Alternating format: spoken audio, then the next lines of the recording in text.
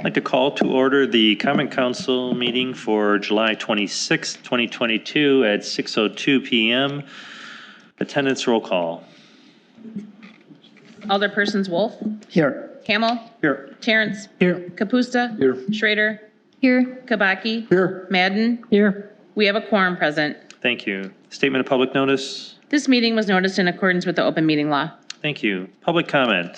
City residents and taxpayers only will be limited to making comments related to all agenda items excluding closed sessions, items related to employment and labor issues. Comments will be limited, well, it says will be limited to 3 minutes. I don't hold that very tightly. Just try to be as brief as possible when you go through this. There will be no discussion with the Common Council during public comment. I do have one form that's filled out from Glenn Rothke. All right. Glenn, why don't you come up and...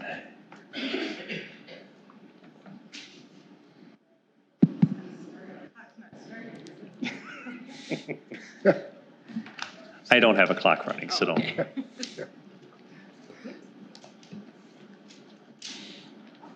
I'll start talking. So if I could take this out. Yes. So just for the guys that weren't in the committee meeting, I'll just try to just give you a kind of a brief summary, kind of get you up to speed and kind of give you some visuals, what things look like. And He'll be talking about the no parking proposals on School and Hillendale Drive in case. correct, yes. So there, I'll go ahead. So this is the first one here. Basically what I'm going to show here is just, this is the actual intersection of School and Hillendale, showing you where the crosswalk is, the landing pad. And in this picture, just to show you guys, I think you guys kind of got the visuals of it before. This is just showing all the cars parked on Hillendale looking north towards College, and the local establishment is over here. The school is right off to my back to the left, and showing you how many cars are parked here, pedestrians, vehicle about to cross the double solid yellow line. Parking here, this is actually not bad considering where we've had cars already right up to the crosswalk, right up to the landing pad there. In this smaller picture here, you can just see this car here is this car here. So either they're parking halfway off the road or they're halfway into the road. So it makes it really difficult for cars to get around them, or vice versa, they're parked into the ditch and tearing up the grass and whatnot.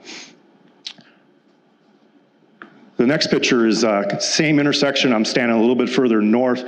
This is really a kind of a perfect storm of storms here, showing you how a customer parked his boat and truck and trailer here right at the corner of School in Hillendale. This is our neighbor John Orlando pulling into his driveway here, and this is another vehicle here. This is actually another customer pulling into someone's driveway to back out. So you can obviously see how he's got a blind spot here. You got a car that just pulled up waiting for this to clear out.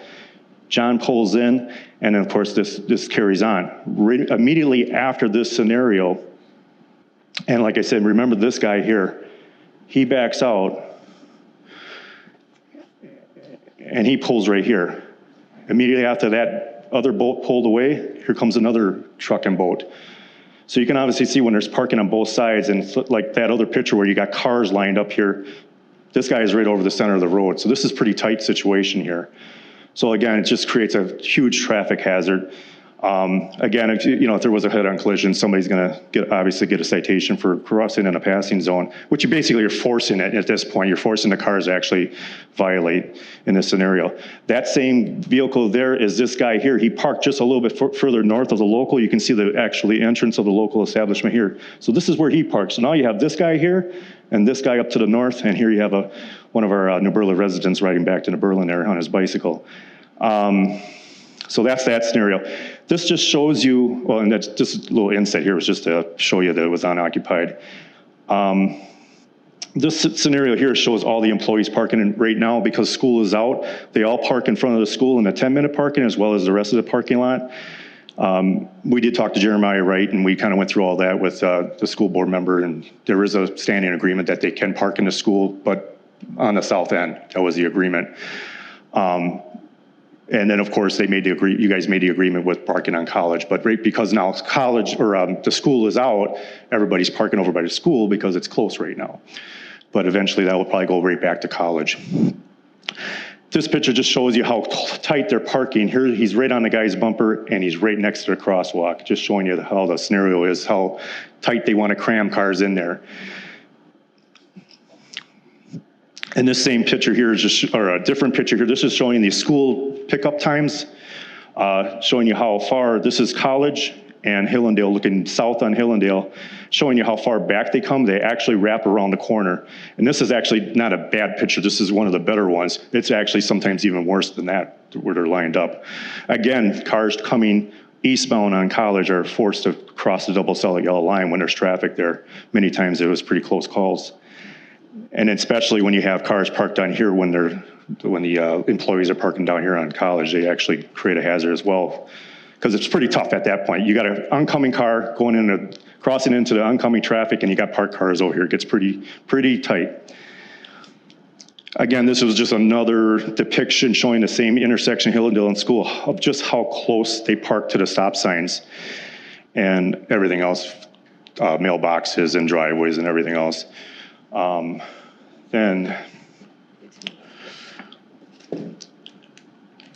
that kind of gives you the backdrop of the whole story there with everything going on. This is actually on School Drive now. Now, the one subtle change that was proposed, it was recommended that we do 2-hour parking on the north side of School and no parking on the south side of School down to Gold. And in the fog of war last week, all the discussion going back and forth, you forget things, you forget to bring up things, and you forget to emphasize things. And I went home and I said, I kind of forgot about mentioning how important it is to actually make it no parking from here to at least the first driveway, from the stop sign to the first driveway. And what I'm going to show you here in this is these are parents picking up their children at pickup time. It's, basically 4 o'clock in the afternoon, 3:30, 4 o'clock. And this here is a mixture of, a lot of this is, except for that one pickup, I know he's an employee, but a lot of this right now is parents picking up together. So if they don't choose to stand in or sit in line on Hillendale to pick up their kids at the school, they a lot of times will choose to park their cars, get out, go get their kids, and then come back. So a lot of them like to do that. And this is an example of this, is showing them picking up their kids and walking back to their cars. And you can see how tight it is here. Wintertime, it's even worse. This is another same shot, but I got a better shot looking at it this way. I'm probably blocking you guys. I'm sorry. I'm sorry. This is the school having their outing, which they do. I think it's every year. The May Day outing, and so they walk through the whole neighborhood. So this is one of their main paths that they walked on. This is just showing you that the amount of cars that we have here, and with the children walking down the street. And again, that's why I'm kind of emphasizing this, because of how close they park, and sometimes it's even worse than that. Having this said, this is what happens sometimes. Kids get picked up, and here comes the school bus. And those people that I just showed you are walking down the street at the same time. And you can see how tight it is from here to there. Wintertime, it's even worse, because you got the snowbanks, because the plow doesn't plow that shoulder. So the snowbanks are right out to the edge of the pavement, and this is even tighter. That's why I'm kind of focusing on this area. As well as everybody else trying to get down the street after the school bus. People are leaving and coming and going too. But this was a pretty good example of showing you how tight it can be. This is a little panoramic view showing you again how tight they park up to that sign, how tight they are to this corner, to that crosswalk that's right there, that you can't see, my tree is blocking right here. But that's where that landing pad is, right behind this car. So that just shows you, if that car backs up, there's somebody on that crosswalk, they're gonna get hit. And this is one of the better days, actually. Sometimes it's even crammed even further. You can see in this shot there, real close to the mailboxes and stuff. A lot of them don't give any consideration. But this is really the main focal point that I forgot to talk about, and I would like to change that a little bit to no parking on this side of the street, just from here to that first driveway, to eliminate this hazard with the school buses and everything else, and snow plows that come around that corner, that they have ample room to get around without actually potentially hitting somebody. And just the other picture, this is just more or less what I showed the committee last week, and this is just all the parking examples that I went through throughout the city, just to show that I took a lot of effort to show that there is other parking situations that we have where we had no parking on both sides of the street. I know, Mayor, you came up with a couple some points, but I think they're not all where the entity asked for. They're not all of them where the entity asked, I should say. But this is just showing you the examples of all the other areas where, like in your intersections, where it's not unheard of where we have no parking near intersections just for that reason, because it's just too congested to have cars parked near an intersection. And I kind of depicted that in the Parkland Drive and Janesville Road. You just have it in situations like that where it's not suitable to have cars parked there because of just the congestion and causing an accident. So, in this particular, and I'll go back to this, and just in this particular instance that's where I believe it's pretty critical to at least restrict the parking on that side as well, just because this is a tight intersection here. And when you got school buses, parents picking up their kids, you throw in the local establishment with their cars, their traffic, their employees, and what have you. This really makes a congested area right here, and that's why I really would like some consideration to actually extend the no parking on that north side, if you could, please. That would greatly, I think, relieve a lot of the issues that we're having over here, by at least restricting and make it a little bit safer over here. Because I believe that we have close calls just with ourselves, just trying to get the mail.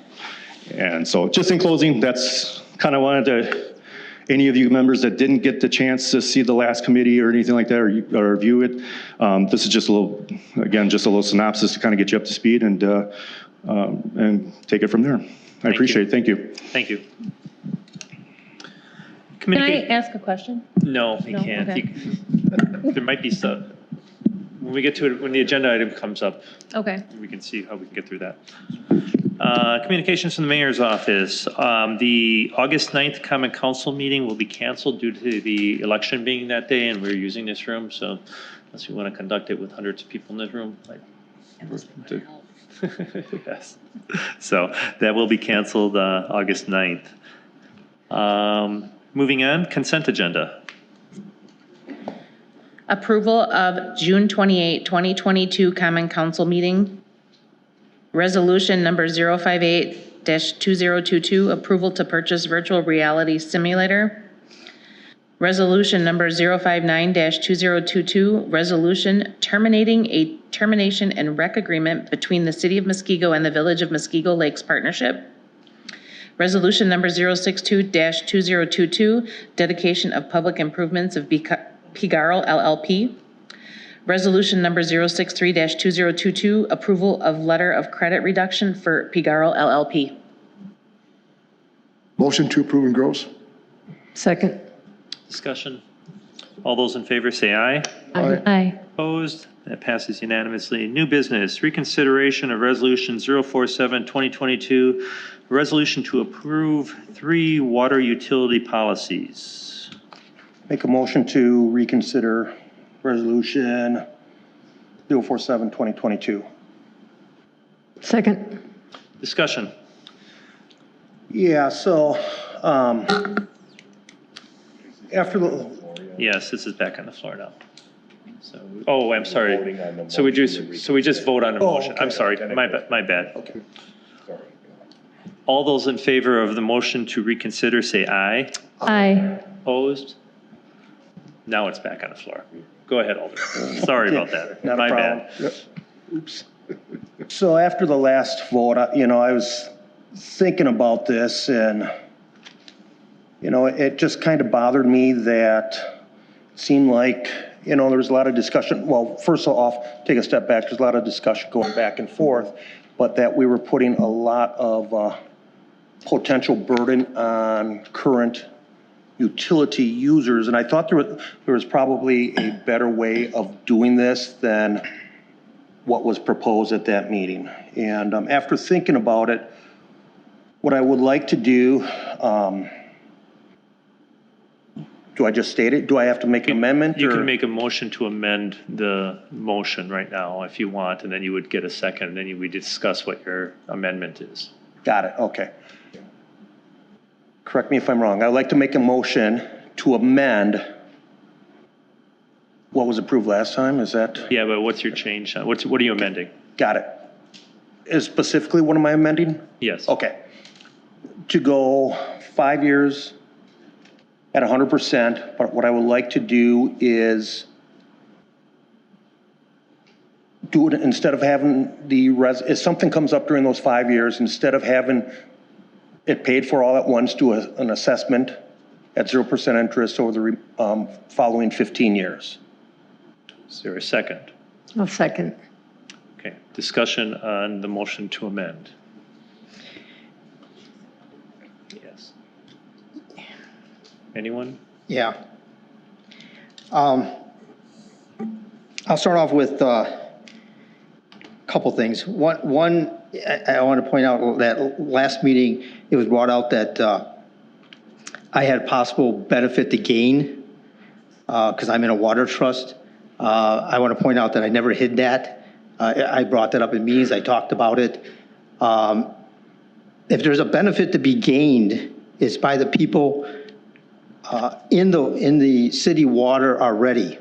They're going to gain because they're going to gain new customers, and it's going to keep their rates lower. So it's just the opposite. I could gain possibly, but we have a healthy system. So unless something really falters, I'm probably not going to have a dilemma of gaining. But the people on city water, including people on this council, will gain because you'll gain new members. They'll be putting money in. And part of that money that's coming in goes for maintenance. And these people have to pay 100% of anything wrong, but it could be 4 years and 11 months, and all of a sudden they get stuck with a bill 100%, but they've been paying for 4 years and 11 months part of maintenance fees. And so I think that you guys as city water users are the benefit people of this. You won't have to pay for anything, but you'll use the maintenance fees to fix your stuff. You'll use the money they're paying for water to lower your bills. But I look to be the bad guy at one point, and I'm going to reverse that to say that I'm probably not going to benefit, and you will. So there's dilemmas in this 5-year thing, and I appreciate Bob not going after his 15 years that was proposed. That was my big stumbling point when I did this. But I still think the burden of 5 years at 100% is not realistic to the users. And we've done this in other, I've been through this, you've heard everything I had to say, I'm not going to repeat myself, but I believe that what we had in place was a good plan, and I'm just surprised it was brought back up, and the people that are using the water are going to benefit by having lower prices. And you see, there's already a surplus from the audit. It's only going to get bigger with more people joining. So unless something happens huge in the system, are you going to use any of that money? But Well, I think that's part of the thing, you know, if something does catastrophically happen during that first 5 years, it could wipe that all out plus some if we didn't have any safety net there. If nothing happens during that 5 years, then I think it's, you know, it does help everybody, but it's something that, you know, we can't predict the future or know what's going to happen. You know, hopefully nothing does happen to a complete failure of the system or the water main. And that's the only time that would kick in, is if there is a complete failure. And nothing's making anybody join as well. They're not being forced to join. And my understanding is the water fees are going to basically purchase the water, basically we're selling the water and that's what the monthly fees are for, correct? Or am I? That's correct. Yeah. So the only fees would be the, Go up or go down. They either go up or go down. well, yeah. More Would people be the join, they won't. WCA fees, which may not even cover a catastrophic failure. And we don't know what we're getting, you know, if somebody comes to us, we don't know what type of infrastructure is down there, how good it is. Scott? Can you come up? Well, let me just reiterate that they are paying a maintenance fee every month in that water bill. Now, however you want to break it out and say they are or not, there's still some of that money is for maintenance. It's not just for water. It's administration, it's everything. There's a lot of reasons that money's coming in. What's a rough estimate if there was a catastrophic main failure in this, I want to remind everyone, this isn't just for the one that's coming, the water trust that's asking to come on soon. This is for all water trusts coming forward. But as an example, we have one that's possibly going to be petitioning to be joining our system soon. What would be the cost if there was a catastrophic failure of their water main system? So we did a quick estimate for Durham Meadows. I don't like to show this stuff. You can pass it on. It's just about $2 million. And this is an estimate, again, why we don't like showing this stuff is because inflation stuff goes up all the time. And I hate showing these numbers. So we So there did is- it after this thing. We were directed to, so this is our best guess. We worked with a local contractor who's doing a lot of water main laying. Now, again, that could go down in a year if we have like a total crash of the market and get pipes. Was asked to give you a pretty close. Is that a whole system redone? Whole system. That's the whole system. Whole system. Again, That's a big number to throw out at us to try Again, to convince no. us. yeah. Now, That- here's one thing too, is just when they start paying in, and if it's a local, little small maintenance, we talked about this. If it's just a little water main break, we cover covering that. We cover that part in there. We're talking catastrophic, the entire system is failing. So And what is catastrophic and what is the entire system? How many breaks would it take? oh, to be you would know considered right the entire- away. You would know, and then again, how we put in the thing, we would need a full assessment by a different consultant, not the one that we use, Grafe, not by us, and it would be presented to all you guys, and then you guys also have a vote to decide on what you want to do to change it, just to let everyone know. We gave you another opportunity so that you guys could say, okay, if they are in the 4th year, 11 months, maybe you want to change how much they owe. That's why we wrote that policy that way. So an example of the maintenance part of this would be, we get a water main break. And picture it like a hole in your tire. We patch it. Next week, you get another hole in your tire. You patch it. At some point, you decide that you need to replace the tire. That's what this would fall into. So we're not talking about if there's a water main break that would go on their costs. We consider that normal wear and tear. Right. It's when the pipes are so bad that because they're ready to crumble, all of a sudden they go consecutively, one breaks, the next month another one breaks, the next one another one breaks, down the line you start seeing a pattern, you know the system is failing. So that's what we're talking about. Alderman Wolf. Okay, at a $2 million scenario, that's 100,000 a person. I don't know. I'm just throwing it out there. That's insane.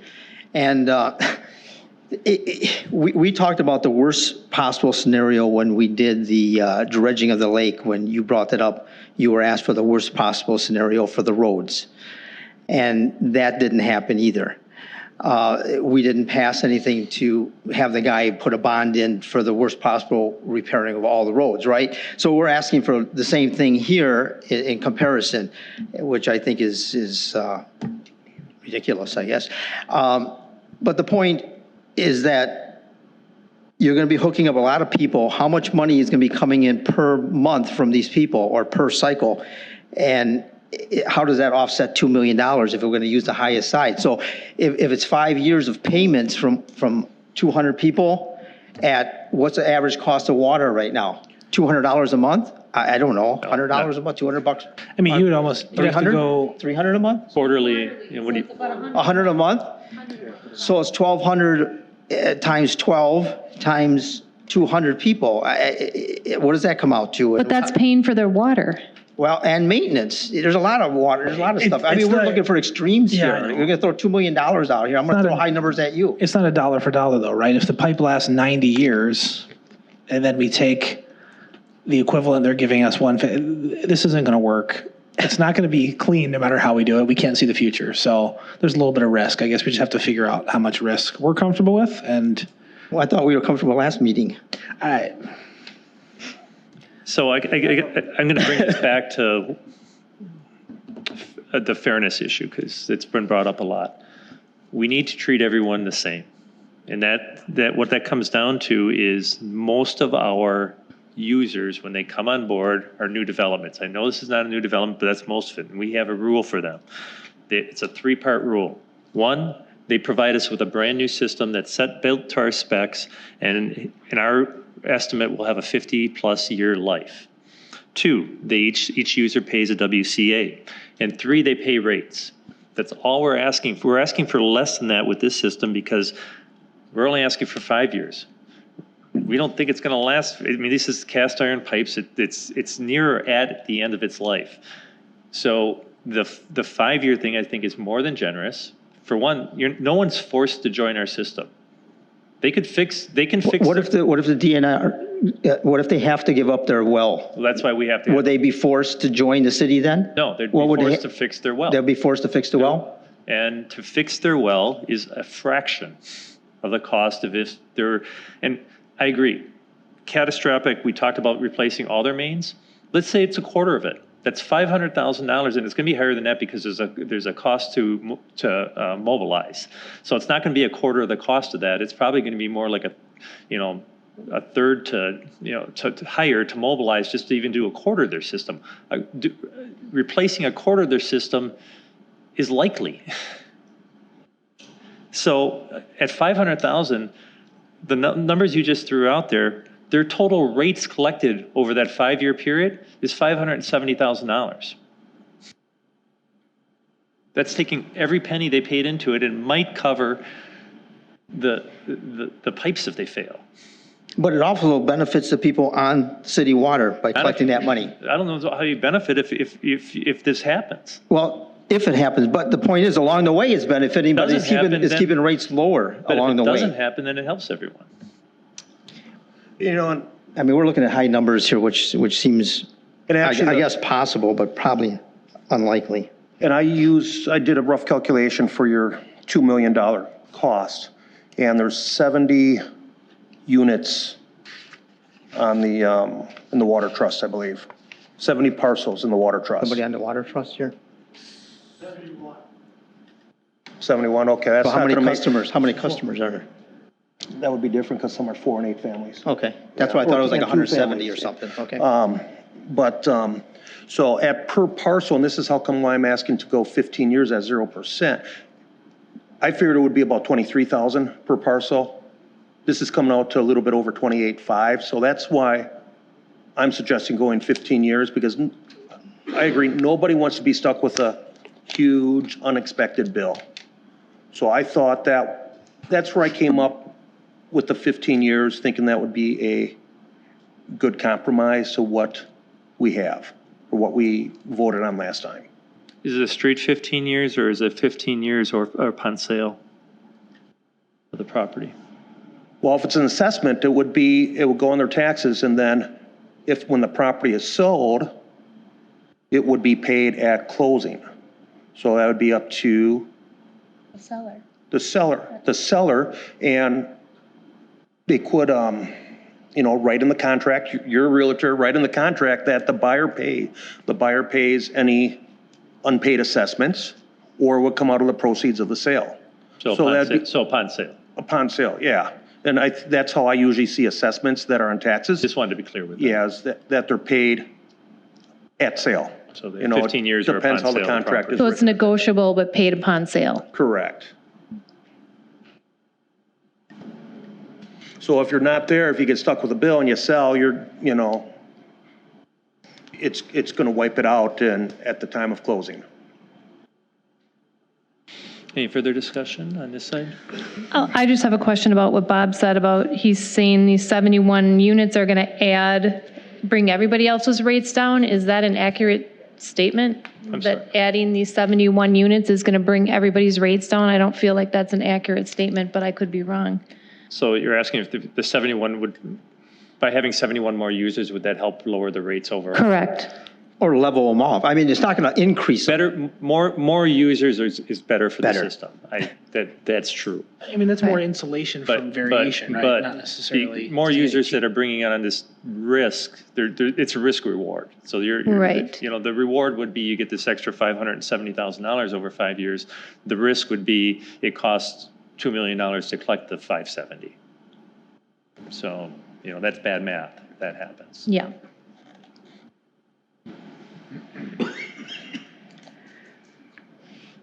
And fully saying that 2 million is an estimate, and it's if the whole system goes, which probably is unlikely, but you may have a whole street go, which, there's only 2 streets in this, if I recall, right? There's 2 loops? Yeah, so you're not just going to replace half the street with PVC and leave half with cast iron. I think I have asphalt on there too. I'm just thinking of the asphalt would be like a 4-inch or 4-foot wide strip. Be a patch. That's a patch job. So just to let everyone know, we're not replacing the whole road, we're just replacing the patch. So. Which stresses the road. I just think it's a shame that we threw a $2 million number out there to make a decision on.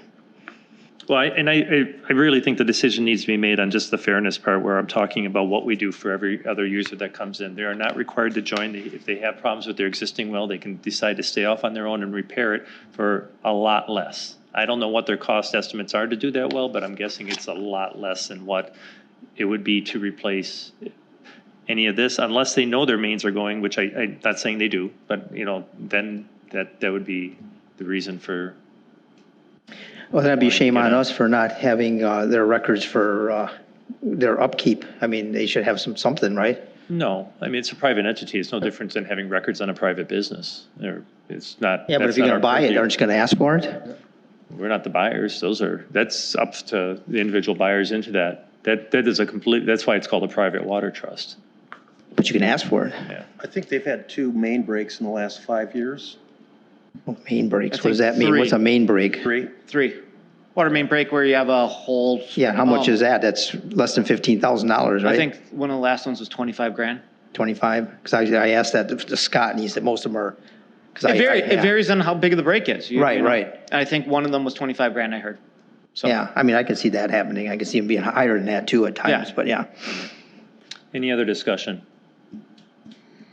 All right, do a roll call vote on the motion to amend. What is the amendment again? Can we have it reread? Yes. So we're, So He's going to have to be. okay, so the motion, and correct me, first and second, correct me if I'm wrong on this, the motion was to change the policy to be a 5-year, 100% warranty or any catastrophic failure of their system or part of their system, not talking about water main breaks, would be for the first 5 years on the responsibility of the previous water trust.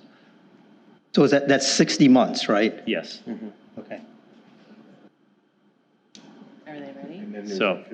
And then And 15 years. if I'm sorry, yes, and there would be a 15-year 0% financing from the water utility to cover that cost of that, which would go on their, it would be Like a assessment special against it would be a assessment. special assessment against the property to finance that. Is that for any dollar amount? So if they have $1,000 due, they can take 15 years to pay for that? I mean, what Well, are that's we not doing going to here? be catastrophic. I don't know. I'm just asking. I'm just asking. I didn't How make we're the gonna work- motion. I'm just reading it. The way I understand it, it's, we're not billing them unless it's a replacement. And if we can. Unless replace it's a it- full If we replacement, can correct. replace it for $12,000, good job, Scott. I just asked. I think I if, know, I don't, I I do don't know get if that. Scott or Rick said, but they would be coming back to us. I would just leave it at where it's at. And You want to that, finance $1,000 over 15 years. It's not going to be $1,000. No, I didn't know what we were doing here. I just want to double check. I wouldn't put a dollar amount on it. Somebody wants to do $1,000. All right, yes. Do you understand what you're voting on? All right, so it's just a motion to amend at this point, not the motion as amended yet. So roll call?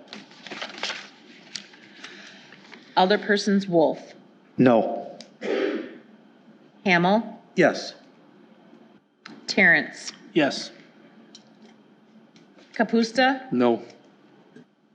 Schrader, Yes. Kubaki, Yes. Madden. Yes. The motion to amend is successful 5-2. Now, any further discussion on the motion as amended? Hearing none, all those in favor, let's do a roll call on that as well. Okay, wait. Roll call for the motion as amended.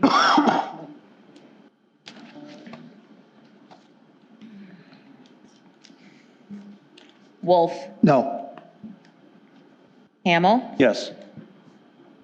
Terrence, Yes. Kapusta, Nope. Schrader, Yes. Kubaki, Yes. Madden. Yes. Motion passes 5-2. Moving on, resolution 060-2022, establish traffic regulations, no parking signs on Hillendale Drive. Move to approve.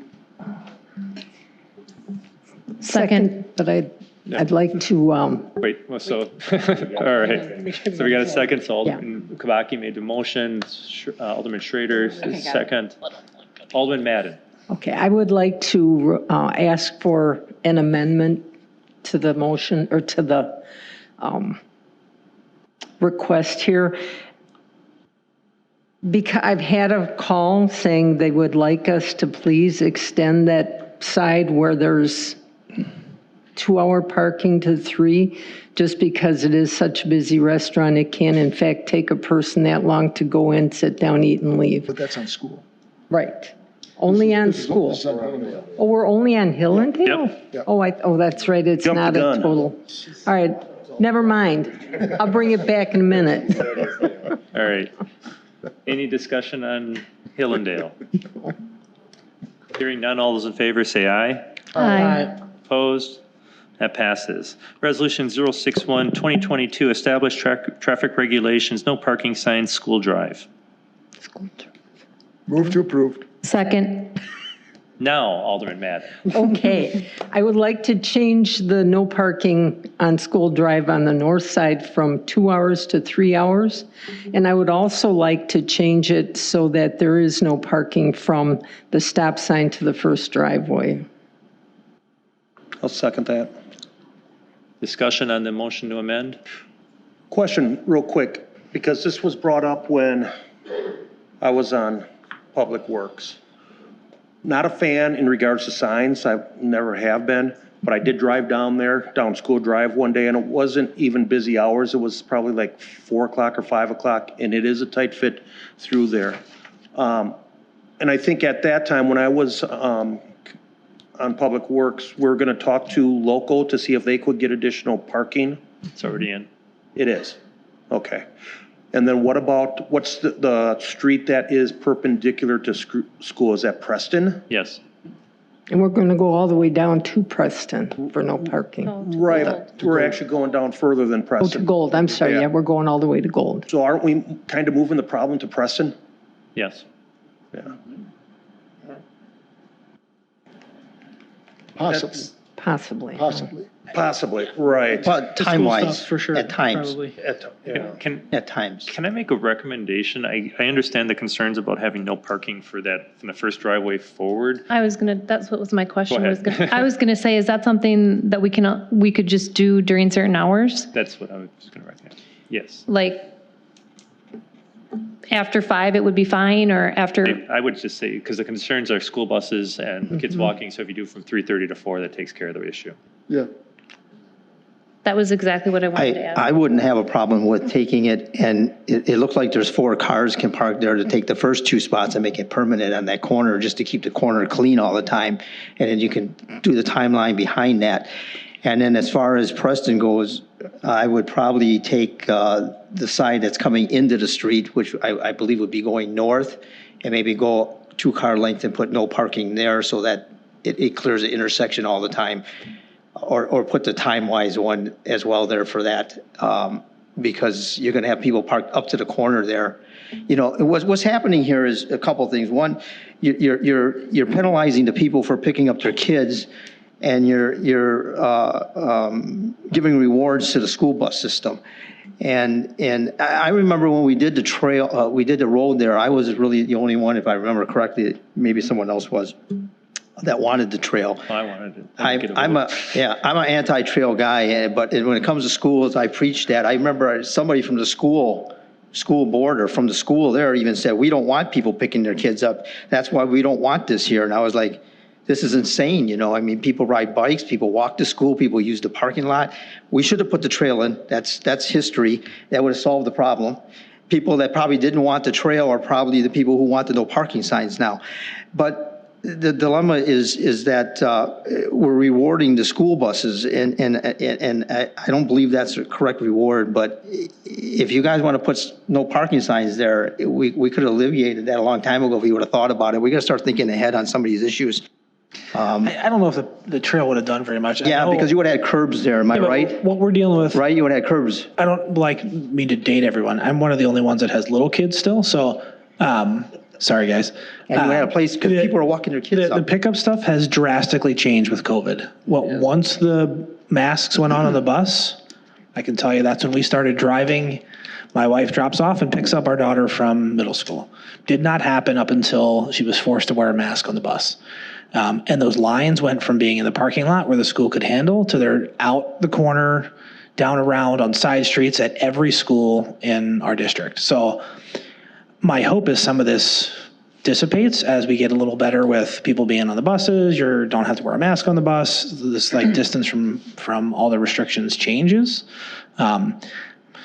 Or the schools are able to figure out how to route some of that traffic. I know like what they need to do. Bay Lane is adding a section where like they can wrap around more to try and get people off the main road. So I don't know how much of this is going to change. You're going to have people that park in different spots to have their kid run across the street. We may need to lean on the school to say, hey, make it a school policy where you can't cross the road to like have your kid. I don't know how they would enforce that, but to stop people from parking so that they can beat the line, which is what's happening at the high school too. So, but yeah, that's not sustainable and needs to be addressed. I just don't know if this is going to get it the way we want to without other things happening. I think what John's saying is very valid. You got a very successful school system up there, and if they have a special event in conjunction with what's going on at the local, which that business is really taken off. What we're doing might help, but I think we need to look further into this. We need to do a lot more in this because all we're doing is moving the problem around. And I'm not sure it gets at it, but this might be a good start. Because we got to do something, at least to get us started on this. But I think we need to do a lot more homework on looking into this because I don't know how you solve this. There's only so much square footage in this area. And when you have an event at the local, you get a Brewer game one night with all the people in there, you got a special event at the school. Where do you go with all this? It's tough. It's really tough, but we need to be looking at this and addressing it further. Maybe this is a good start and then we take it from there. But I don't think this council needs to let go of it or the Public Works Committee. Or the school board. Yep. I think the school board needs to be involved in this. Yep. That's a good point, but we appreciate your efforts too. So going back to motion to amend. Any discussion on the amend? Otherwise, we're going to come forward on the amendment was to change the hours from 2 to 3 hour no parking and do no parking from the first driveway to the corner. That was the motion. Stop sign to the. I thought she said third driveway. Third driveway? From the driveway to the stop First sign. driveway. First driveway. Sorry. Yeah. What about the time? Well, that's not the 3 motion. hours. That's not the motion that she But not made the and 3 someone hours, seconded. but- Okay, so we're just, So we're on that one motion. So you can amend the motion, or you can amend the motion to amend. Can I amend the motion to amend? You can. Please amend away. Okay. I'm going to amend this to have from the stop sign or corner to the first driveway on that north side to be no parking or standing between 3:30 and 4:30. Let's try to make this simple. Is that Yes. agreeable to the motion maker? Sure. Is that is that And agreeable do to you- the second? And before we do all that, do you want to keep it simple? Do you want to do anything on the first part of Preston to keep that intersection open? Because you're going to have parking on both She sides did. there. She did. Oh, she did. That's where she put a time period on that. Oh, on Preston. Preston, No, the first, on one side only, I'm just talking on school Let's get right through now. this first part. Okay. because you're going to have a dilemma over there. Who made the I'm second telling on you. Trying to think ahead.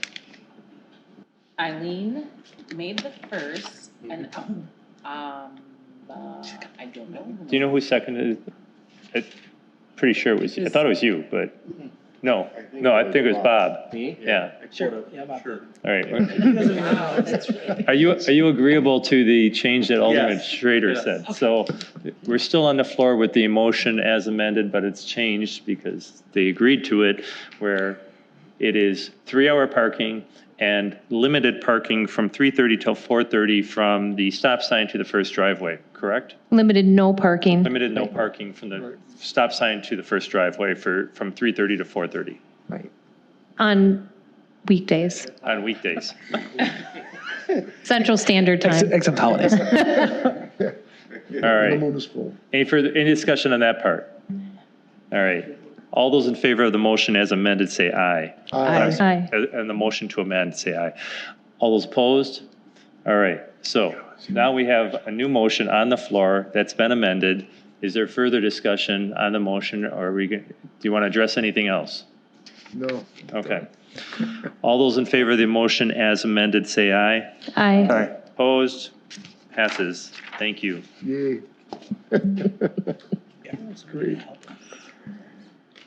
Review of committee reports. In front of you, you have Finance Committee meeting from June 14th, 2022 for your review.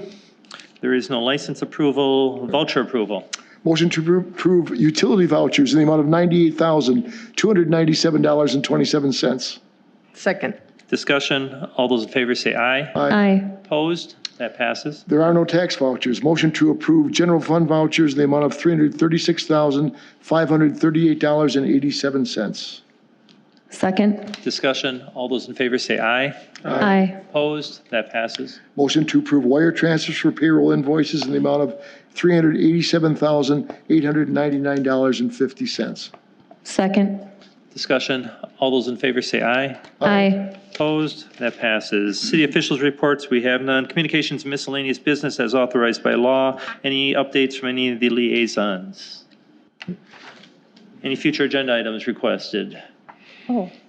Updates as in, Anything from the, from any of your groups that you're liaison for? oh, okay, so I might have a couple. All right, perfect. And I think everybody knows the parade route is changing from my meeting for the yes. Muskego Festival. Has everyone seen that? The police department put a memo out? The parade route is now starting in the same point, but turning on Pioneer Drive and ending at Vets Park instead of going to Racine. It is fairly, it's quite a bit shorter. It's taking about a half a mile, I think, roughly off of it or so. And they cite safety concerns. There's a number of safety concerns because of what happened in both Waukesha and Highland Park. So they're willing to look at it. It's just coming from the police department. They're willing to see how this year goes, and if there's other options that maybe we could do next year to reroute it. But the parade director at this point thought this was the best idea. Okay, and then I'm not sure if we just passed at the library that we're going to be asking for money for the bathrooms. That'll come up during capital. Okay, so, But the library board approved Library the capital board, request to come correct. forward to council. All right, thank you very much. Any other updates? Any future agenda items requests? If not, a motion to adjourn would be in order. motion to adjourn. Second. All those in favor say aye. Aye. Opposed? We're adjourned at 6:50. Thank you very much, everyone. Do you want this back?